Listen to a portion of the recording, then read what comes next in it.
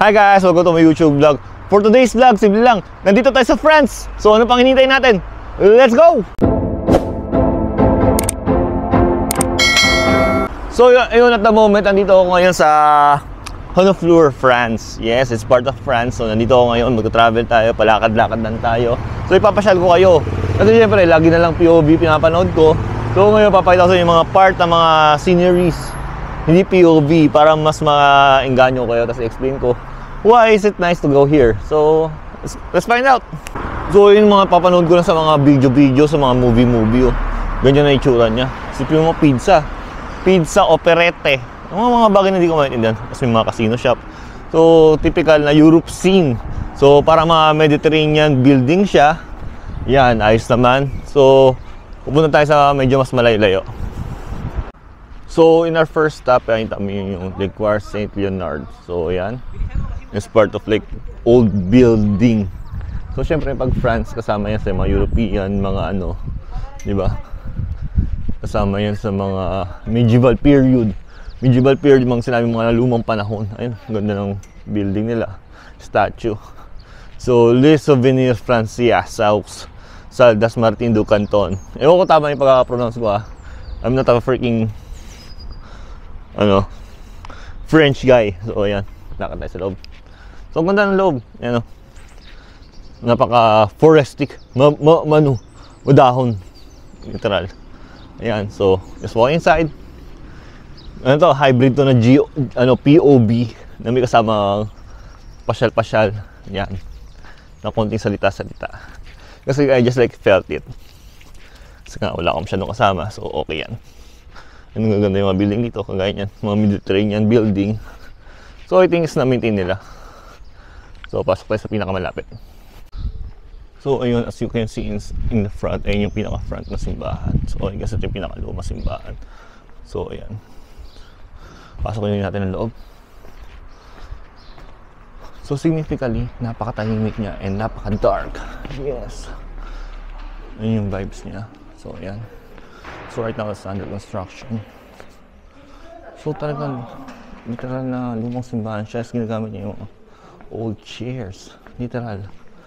Wow. Ang ganda. Sabihin mo yun. Medieval times yan. So they used to keep the tradition alive. Ayan. So maganda. Ayan. Tapos ay probably dyan yung nagsasalita yung ibang tao or something. Ayan. I don't know. Pero maganda siya. Yung old team ng simbahan.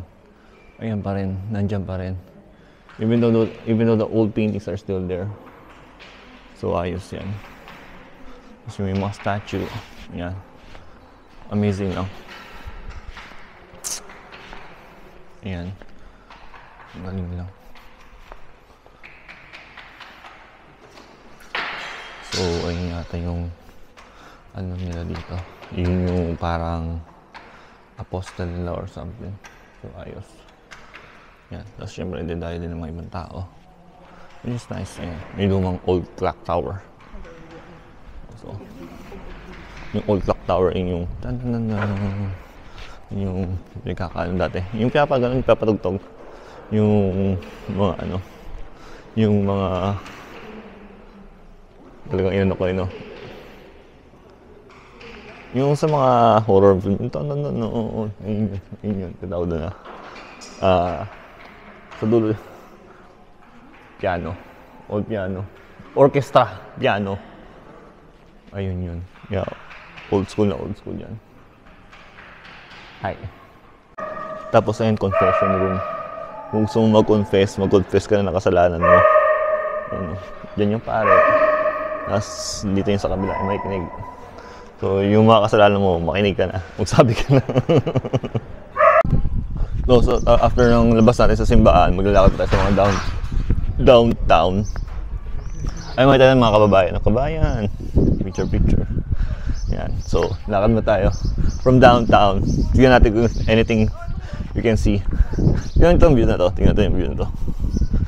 Ayun yung makita mo sa mga movie. Alam mo yun sa movie, yung mga tawag doon, ayan o, yung mga European movie, ganyan na ganyan. Isipin mo kung nagbarko ka, makikita mo yung mga ganyan. Ayan. So maganda, Mediterranean style, which is nakakatawa. Ayan, stuff like that. Yun lang. So libot mo tayo. I guess mura yung champagne. So, and wine. Titingin tayo ng wine mamaya. Kung may spare time tayo. Okay? Tapos ngayon, at the moment, in middle of freaking nowhere, nandito lang ako sa park, nakaupo. It's nice dito kahit hindi siya ganun kalamig, hindi rin siya ganun kainit. Maganda sana sa ganito sa Pilipinas, may mga ganitong park. Alam mo yung naglalakad ka, tapos balik ka magpahinga. Kasi sa Pilipinas kasi, hindi naman sa ano, we're lack of open space. Unlike ganito na may open space. Isipin mo na, papayta sa inyo. Hindi ako, walang gibberish lang. Ayan o. Open space. Ayun o, highway yan pero may upuan. Pag napagod ka maglakad, balik kang umupo. O diba? Ang ganda-ganda. Isipin mo, I can live in France. Prince-Ubu na ako, Prince-Ubu. Ang ganda naman. So, at the moment, nothing to see naman dito kasi is lang, ano na to, parang small town lang to before passing Paris. Paris de Paris. So, small town lang siya. Pero I'm just gonna make everything as much as I can para makita ko ano ang beauty at ganda pa ng ng Honofleur. So let's find out. Ayun, as you can see, nandito tayo sa may pinaka downtown harbor. Makita nyo yun sa likod ko is yung tindahan ng pagkain. So may mga tindahan ng pagkain doon, mga kung ano, syempre typical na European cuisine. Tapos dito sa pinaka may mga tindahan ng souvenir shop. So hindi ko na pupuntahan, medyo malayo. Pero mamaya lalakarin ko. Ayan, so souvenir shop. Kasi ito yung pinaka main port niya, main attraction niya, yung tabi ng port. Ayan, so mahaba yan. So lalakarin ko na lang, i-POV na lang natin yan in different part of my vlog. So tingnan natin, okay? Ayun, as you can see, there's like boutique. Ayan, so ayan. Tatawid ako. As you can see, ayan. France na salita. Ayan, makikita mo. Ayan, it's all about the place. Ayan. Sino kutsilyo? Ayan. Ewan ko ba't lahat ng puntahan ko yung Europe, laging may Swiss na tinitinda, army knife. Ninja. Legit. That's mga pellet gun.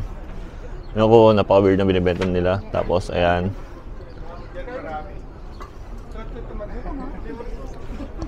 Yung skandila. Tapos mga...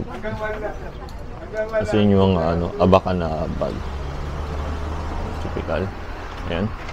Tapos other part naman. Ito yung may scented na bato. So may amoy siya. Magpasok pala may amoy na. So I think iniinit siya and then magkakaamoy siya. Kasi yun afterward, ito naman. Siyempre, yung mga sailor o sailor suit. Cute to. Mga pambata. Kasi yan, mga damit. Ayan, maganda dito. Yun o. Creepy lang. Mga damit. Ayun. Tapos mga bowl. Yan. Kung may nakapangalan sa dyan, swerte mo kung may nakapangalan. May nakasuot ng James. Edi James. Kasi yung typical magnet. Ayun. 450 yun. Euro. Kasi yung si Nemo. Ayan, magnet of 450 yen. 450 euro. For the magnet. Tapos for the mug, ayan. Iba-iba. So, mga pamigay din yan. Tapos yun na, tapos ginto. So, yun na yung pinaka niya. Puro pinaka souvenir shop niya. So, ayun, right now, nandito na sa mismong food district. I-POV ko na lang kayo kung ano makita nyo dito, ha? Okay? So, at the moment, ayan, on the way na ako. Let's find out. As you can pass by, makikita mo yung mga tall buildings talaga pang-akit na dito. And then, typical na Europe style, sa labas ka kakain. Kasi they like sunlight. Ayan, no? Kasi unlike sa Pilipinas, ayun, mausok dito. Yung fresh air, kumakain ka. Ayan. So, probably, pandemic era, naging ganyan din, naapektuhan sila. Ayun, no? Walang kumakain sa loob. Hanggat maaari, gusto nila kumain sa labas para marawan sila. Diba ang ganda? Ayan, no? Astig lang. Yan. So, even though, ayan, medyo may araw, malamig pa rin. Yan. Sana ganitong motive magawa sa Pilipinas. Ayan, oh. Astig lang. Kasi yung mga building na, ewan ko ano nasa loob niyan. Probably tirahan yan.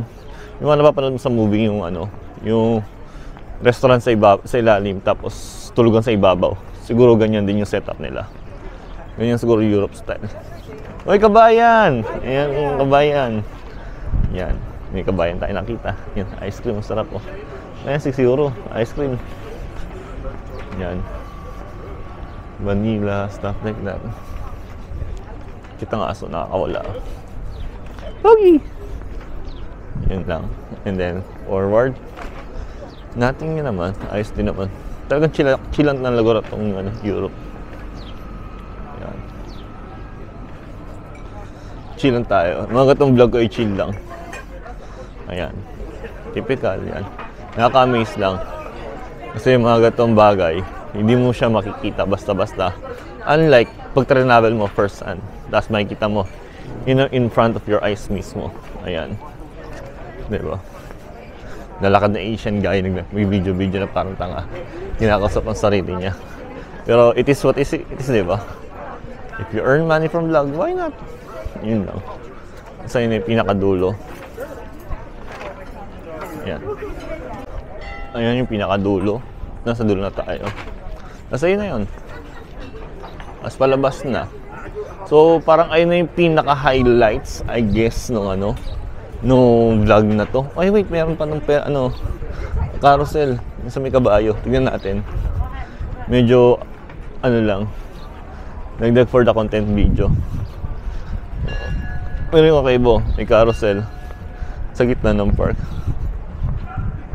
Receive mo nice view. Kumakain ka ganyan, nakikita mo lagi, di ba? Astig lang. Ayun, astig. Receive mo na maintain nila yung ganyan, no? Sa atin yun, pabayaan na yan. Astig lang. At least, di may pagkakabalahan yung ibang tao may pinupuntahan. Ayun sa do, kumakain sila sa gilid. Di ba? Astig ng carousel. So, yun pala. Enjoy mga bata, oh. Astig. Masubukan nga yan. Kahit matanda, nagka-carousel, oh. Astig, diba? So, if you do like this kind of video, documentary, traveling, and any of my stuff, please do like and subscribe my YouTube channel. Maraming salamat sa uulitin. Skirt.